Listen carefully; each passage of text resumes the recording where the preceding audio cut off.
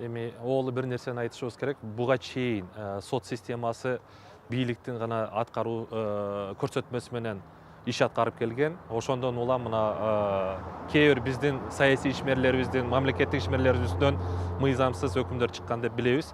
Мына бул боюнча президентибиз дагы февраль айында болгон коопсуздук кеңешинде дагы айтып чыкты.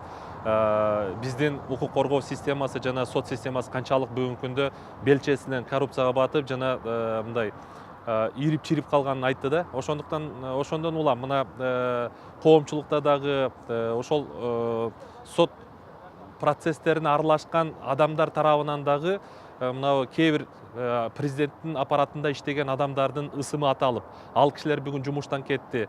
Ошону менен эле бирдикте мына бир топ аябай мындай олуттуу билдирүүлөрдү жасап, ошол баягы саясий иштерде болгон күбөлөр айтып чыкты. Ошондон улам эми менин толук ишенимим бар. Кудай буюрса, ушулар баардыгы эске алынып, адилеттүү, акыйкат териштирүү жүргүзүлүп, күнөөсү жок адамдар баардыгы бошондукка чыгат деген ойдомун.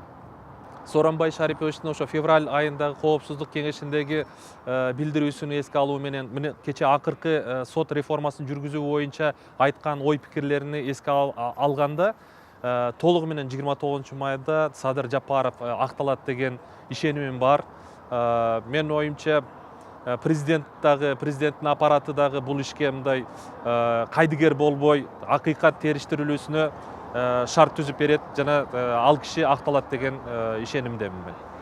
Бул 20 май күнү конференция болуп өттү. Бул оппозиционерлерге карата ошол боштондук берүү боюнча сүйлөшүлүштү.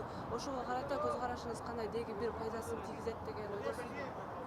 Албетте. Бул билесизби, мына ошол эле жаңгы кээ бир саясий иштердеги негизги күбөлөрдүн бүгүн билдирүү берип чыкканы дагы мынабы бүгүнкү саясий системага, бүгүнкү мамлекет башчысына ишеними бар болгондуктан айтып чыкты деп ойлойм да.